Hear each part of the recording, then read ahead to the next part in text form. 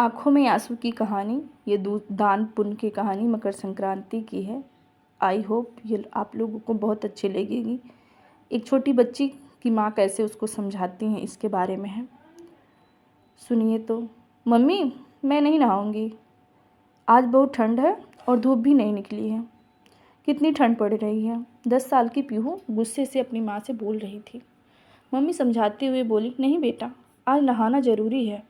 आज तो मकर संक्रांति है। इस दिन तो सुबह बड़ा नहावन होता है। सब लोग इस दिन नहाते हैं। इलाहाबाद में संगम में लोग सुबह ही डुबकियां लगाने लगते हैं। सूर्य देवता को अर्घ्य दिया जाता है।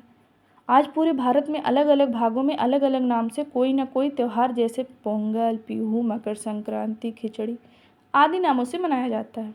14 जनवरी को मकर संक्रांति हिंदुओं का एक पर्व के रूप में मनाया जाता है। और तुम्हें ठंड लग रही है?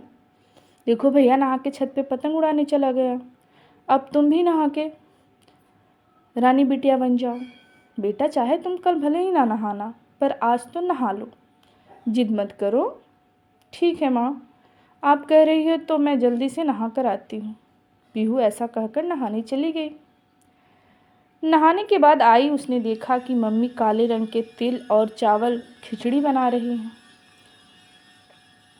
मम्मी, आज खाने में खिचड़ी? सीमा मुस्कुराते हुए बोली, हाँ बेटा, आज के दिन खिचड़ी के ज़रूर खानी चाहिए। ज़रूर खाई जाती है। और देख तू नहा के कितनी रानी बिटिया हो गई है।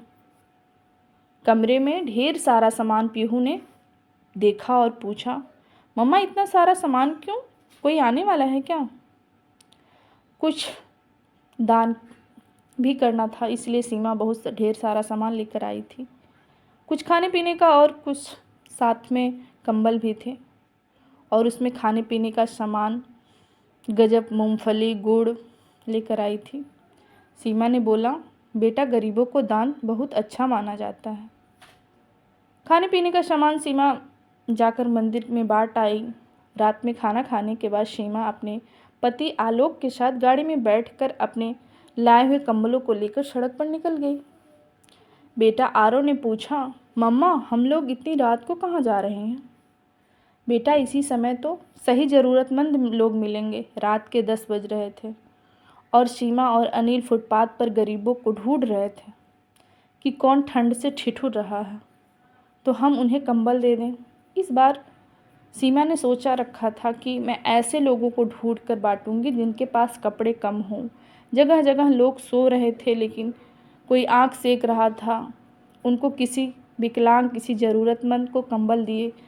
उनके पास 3 कंबल बचे थे। वह एक जगह रुके और वहाँ पर एक पतले से कंबल में लगाकर 2 लोग सो रहे थे। कंबल में जो लोग सो रहे थे वो रिक्शे वाले थे। सीमा के पति अनिल जाकर उनको उठाया और बोला, कंबल ले लीजिए। सीमा देखकर आश्चर्यचकित रह गई। कंबल के अंदर से 3 लोग निकले। पतले कंबल में 3 लोग अपने ठंड मिटाने की कोशिश कर रहे थे। सीमा उनको कंबल तीनों दे दिए। उन लोगों ने कंबल लेकर मन से बहुत आशीर्वाद दिया। पीहू और आरव को भी आशीर्वाद दिया। बोला कि आपके बच्चे खुश रहें। वह रिक्शे वाले वाकई गरीब थे। उनके पास घर भी नहीं था, वे कंबल में ही थे। यह देखकर सीमा की आंखों में आंसू आ गया। उसने सोचा कि मैं हर साल ऐसे ही अपने दान का सामान फुटपाथ पर लोगों को ढूंढ कर ही बांटूंगी। साथ ही मैं भगवान से बहुत शुक्रिया अदा करती हूँ कि भगवान ने उनको इतना संबल बनाया है कि वह कुछ लोगों को दान दे सके, उनकी सहायता कर सकें। आई होप ये वीडियो आप लोगों को बहुत अच्छा लगा होगा। Thank you for watching this video. Bye.